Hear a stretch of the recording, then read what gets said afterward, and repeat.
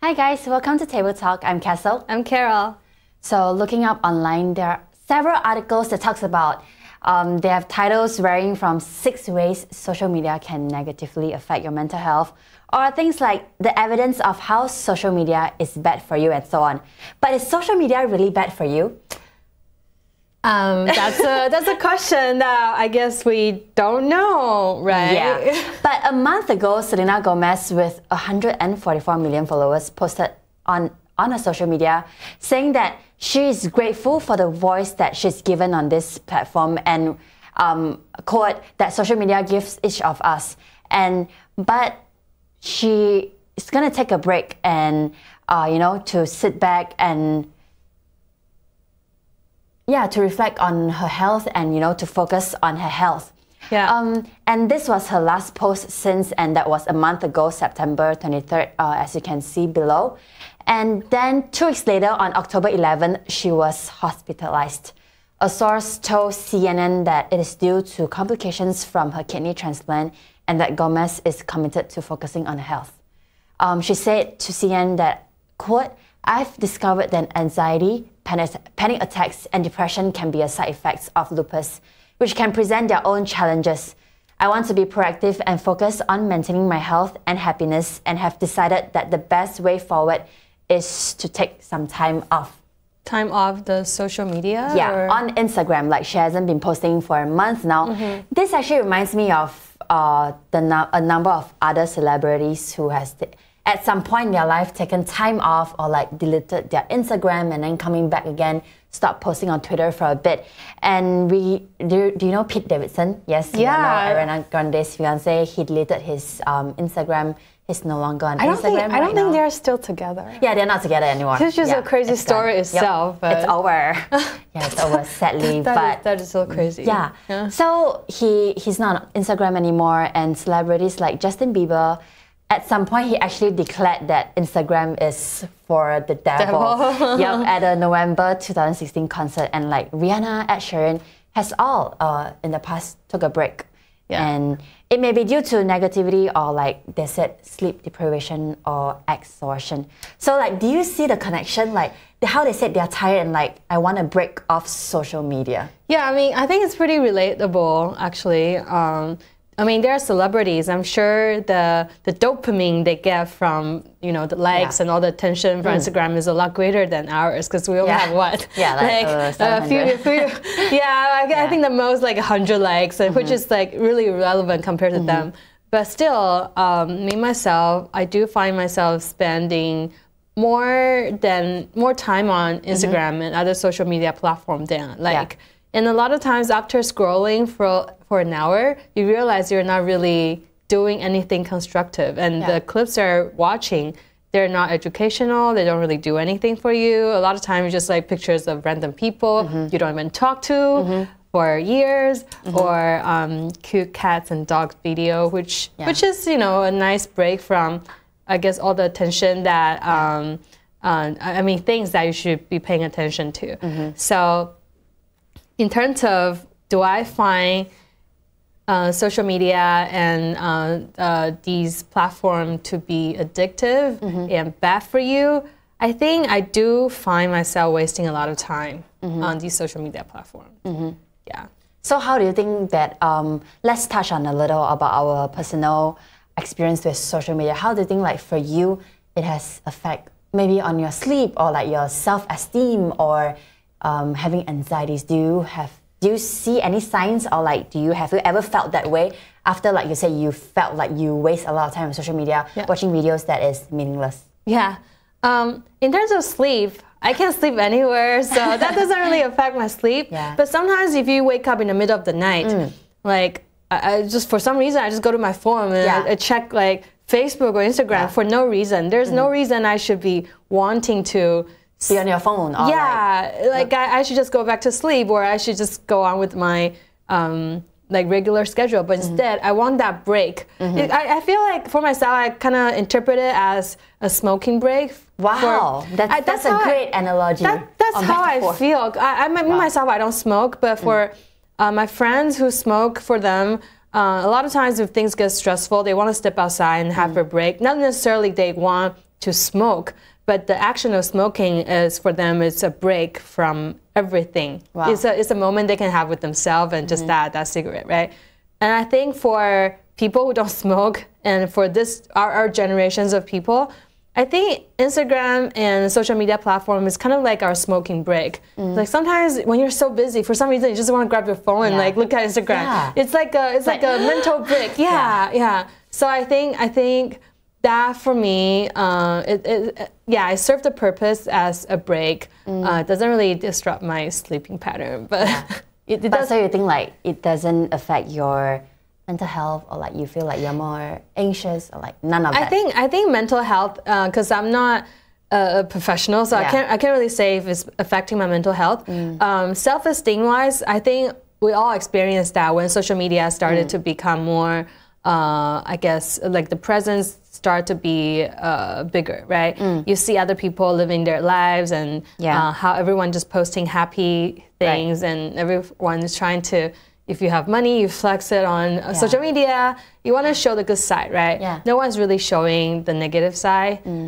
So yes, at one point you feel like your life is so much worse than everyone else's. That you compare your behind the scenes with someone's highlight reels. Yeah, basically. And then, I think at one point you do feel pretty bad about your life. You feel like such a loser because you're not really doing anything cool like other people are posting on their Instagram or Facebook, right? But then I think after a few years, you grew out of it. I think we kind of all realize it's not really the reality. It's sometimes it's a little. It's just like a show that people put on. I'm sure we all do that for show other people how great our lives are. When in reality, maybe not necessarily. So I think at one point yes, but now it's getting better. Yeah. What about you? For me, I actually feel anxious, and like this survey kind of like confirms my anxiety or whatever. I don't know what was anxiety. I hear a lot of people like, oh, I have anxiety, but at first I'm like, what's anxiety? Like I've never felt that way. But recently, maybe I would say for the past 6 months, I think I felt it with like graduating a year ago and coming into work and like social media, and how as a reporter or like a journalist, you have to go to the media to absorb and know things, and keep yourself in the loop. And I think one thing that social media is really good is like you know what's the latest trend and like what's hot. Like you could be on social media on Instagram and following CNN, and then they bring you the breaking news and things like that. So for me, it actually gives me anxiety if I use it in a way that, oh, I want to see what people are doing, or I want to flex my friends or things like that. But if I use it to be in touch with like my friends or family, then I feel good. But I actually went on a social media break for a week, about 2 weeks ago, and I felt so good. Because I want to see if really there's a difference. Right. Because I feel like what you said, like it's like a sick break. You just take it out. You're so busy, but you take your phone up and look at it for like 5 minutes, but it's like, oh, it's like, oh, I feel relief. But for me, not really. I feel relief at that moment. But after I use it, I'm like, I don't feel that great. Like, I always have to think about fearing FOMO or like if people are liking my pictures. But for that 1 week without using, actually I only deactivated Instagram. Like I was still leaving my Facebook on because who really uses Facebook anymore? Facebook is not a big thing for me, but Instagram is. It's like, it's so good with the pictures, you are not like status and like videos, but it's all just pictures and like short clips. But in that 1 week, I feel so much more focused. Like my attention span is so much better. Not like, oh, I'm doing this and I'm thinking about, oh, if this person is liking my picture, or like if this, So I feel so much more focused and so clean, and like I have some air to breathe, I think. But how did you, like when you started, was it hard? It was hard. I was actually our co-worker. I was like, can I look at your phone and look at Instagram? Like, no, you are having your break. I'm like, oh, okay. Because I felt as long as it's not on my phone, like am I using somebody else's phone, it's like that would be okay. But I feel it was so good. I feel so much more focused at work, or spending time with my friend or with my family. I'm not like constantly checking on Instagram like, oh, who's doing what and who's liking my picture. So I think for that 1 week break, I feel so good. Right. So do you feel like you need to go back to Instagram? Can you just have this break forever? I think I can live without it. But Okay. I need it because I think I want to be in the loop. I want to know, hey, what's new? Like, what are my friends wearing? Like, what's poppin'? And you know, what's hot right now? Like, so that's why if you use social media for, you know, to keep in touch with your friends and not like, oh, who's liking me a picture? That will be better. Because there's actually a professor from the University of Missouri. She said that, where is it? I knew it was here.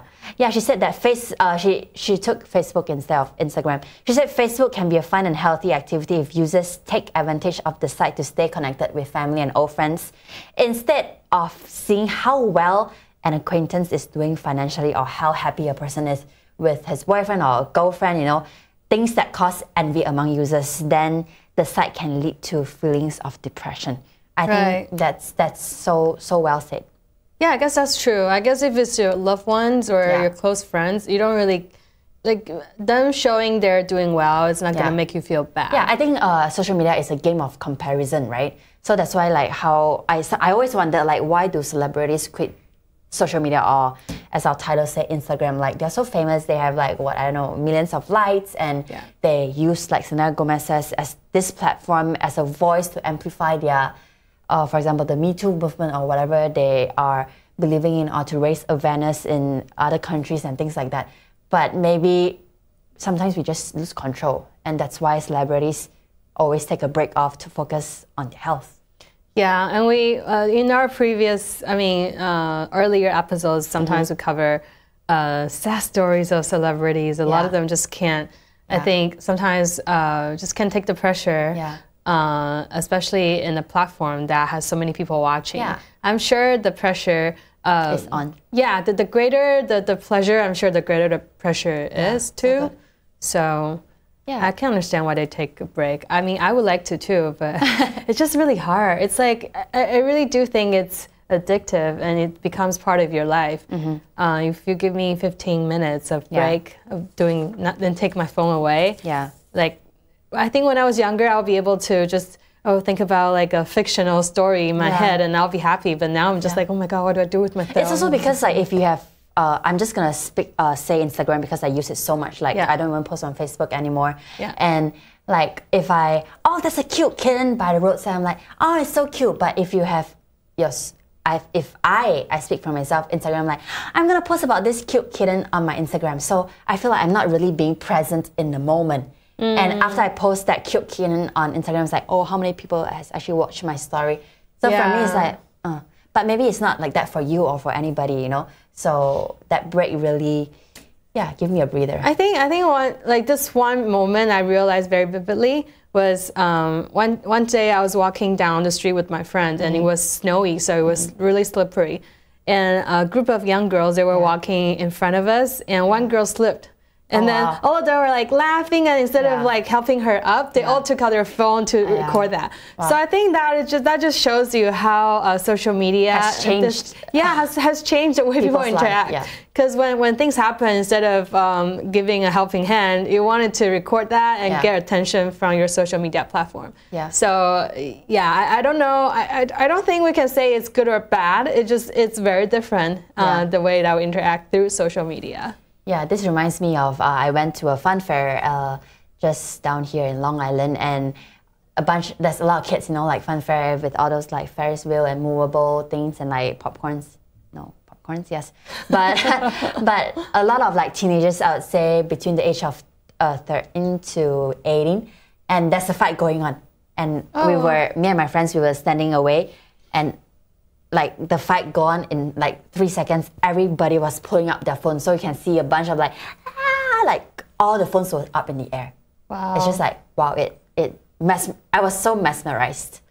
So mesmerized. Yeah, but I think if we were to see, so if I were to see you fall in front of me, right? Yeah. I probably would record first, and then I'm like, pick me up. I would like to record you first. I mean, like, that's cool, right? But it's more like this a funny thing. But it varies on different situations. But actually, in March, there's a report that said that a third of Generation Z that surveyed 1,000 individuals stated that they are quitting social media for good, as 41% of them said that social media platforms make them feel anxious, sad, or depressed. So it's a real thing.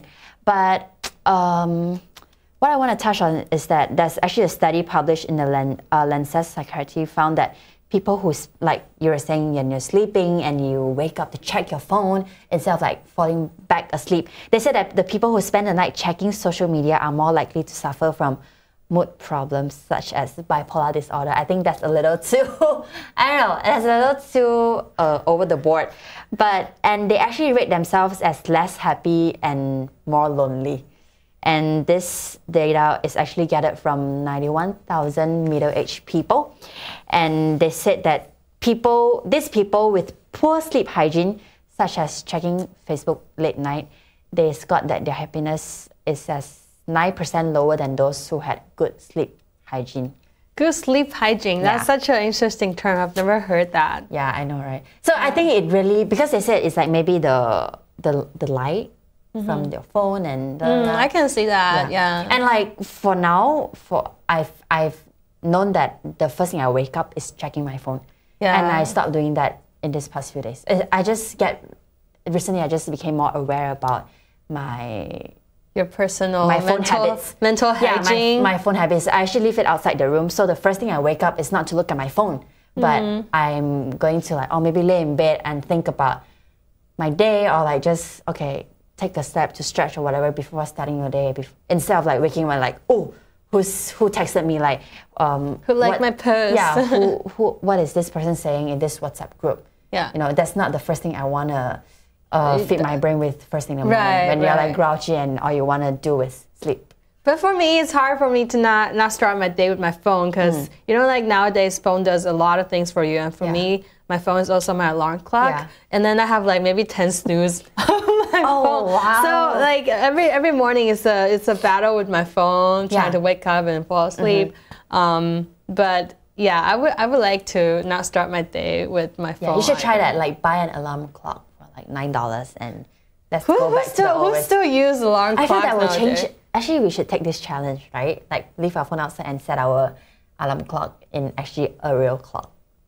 Oh, you know what we can do? We should go get that Amazon clock. Oh yeah, yeah. Okay, everything is so tech right now. And then just tell your alarm clock gonna wake up like 6:30. Wake me up. That it's a little more expensive. It is, and you do have to have a Amazon dock, which is gonna cost you a little bit more too. No. But yeah, back to what you were saying, like most people, when they post online, they post their highlight reels. That's why that's the comparison game, and that causes, I'm not sure if that causes depression, but I think that causes a feeling that's not nice, when you see people are living better than you and you compare your behind the scenes with someone's highlight reels. Yeah. So I think but I also feel like we're getting smarter with that. We know that it's not necessarily real. It's not really the reality of those people's life. So I think gradually, mentally, we are starting to build this, not necessarily immune system, but we're getting more and more mentally, I think, stronger and more aware, like yourself, aware of your mental hygiene, and try to filter those noises out. Right. Yeah, and also with the usage of social media right now, there's of course cyberbullying. I feel mental health, this is a very wide topic. That it's not just social media. That's the reason that people have mental health illnesses, but it's a very wide range of topic. But of course, cyberbullying plays a part in it too. With now social media being so prevalent, without much effort, people can just reveal each other's secret or spread false information so quickly online, and the result can be really devastating. And in worst cases of cyberbullying, a person's reputation can be destroyed in a matter of hours, and then that might just ruin someone's life. And I think technology is always evolving, and I don't think technology is a bad thing, and I don't think a social media platform is a bad thing. It's just how do we safely incorporate that into our daily life, and then use it at like in the right dosage instead of overdoing it. I think we're gradually learning the boundaries now. So I think going forward, I think things are still pretty hopeful. Right. I don't think everyone's going to go into depression because we have social media platform. Yeah, as long as you use it for the good, like to reconnect with people and to, you know, to feed yourself with some knowledge. But also research found that people who spend, teens, they said teens, I wouldn't say people, but I don't know why, maybe they focus more on teens. But teens who spend 5 or more hours per day on their devices are 71% more likely to have one risk factor for suicide. And they also suggest that a great rule says that for both teens and adults, it's better to keep their use of social media less than 2 hours a day. Then this time you can, you know, put your phone down and like spend the rest of your time for things that are better for your health, like spending time with your family, going to work out, sleeping, getting out and exercising. That will give you like endorphins and just a healthier lifestyle. Like you're not gonna spend 8 hours a day eating, so you don't spend 8 hours a day on your screen. Yeah. Do you have the new iOS? Does it tell you how? Oh yes, I updated to a new iOS, and of course Apple came out with this screen time to help users fight their smartphone addiction syndrome. Yeah. And it's so funny how Apple in the past, they, of course, as a smartphone developer, they try to get people to pick up their phones more and more. Yeah. But this time it's like they're introducing this to help people to stop looking at their phone. Right. But I mean, the CEO, Tim Cook, he said that they want people at the end of the day to be satisfied with the time they spend with their smartphones and their devices, and they want them to be empowered. They never want people to spend a lot or all of their time on that, you know, so that to make people aware about the apps and the amount of time they are putting and how many times they are picking up the phone and who's sending them texts and things like that. So at the end of the day, Apple gives you this fact with screen time, and you decide yourself if you want to, you know, how do you want to move on from there. So I think that's a great, since everyone around me uses Apple for real. Yeah. So I think that's a great thing to do. It might change your life or. I think it does remind me of how much time I'm spending on my phone. I never really calculated just because it's why would I, right? And after I updated my iOS, it tells me for last week it was 2 hours, and then this week. But it's kind of annoying though. Yeah, it's really annoying. I mean, it kind of shocked me. Like, like the past week, I spent an average of 5 hours on my phone. I'm like, oh my god, that's a lot of time. So every time I pick up my phone, I would just think about like how I'm spending too much time on my phone. So instead of like texting, maybe do more calls, which is really nice to like hear people's voice. Yeah, or meet face to face, right? Yeah, we're face to face. Yeah. So I think it does remind me of how much unnecessary time I'm spending on my phone. So that's something that I think I'm hoping to change. Yeah. So actually, we want to end this on a note from a research by the University of Melbourne. They said that most studies examining social media and mental health is not able to determine whether spending more time on social media leads to depression and anxiety, or if depressed or anxious young people spend more time on social media. The pathways to mental illness are many and varied, as we have discussed, and to suggest that mental health problems can be attributed to social media alone would be an oversimplification. So ultimately, you have to decide for yourself how much time you want to spend, and you are the only person who can control yourself. So like, how would you describe your own smartphone addiction? Me and Carol would love to find out. And do you think you're spending more time than you should? And what ways are you using to combat this addiction? You can leave your comments down below in our YouTube channel, or you can come to Twitter and chit-chat with us at Hey Kessyl and Summer C4. So I guess that's it for today. We will catch you in our next episode. Bye. Bye.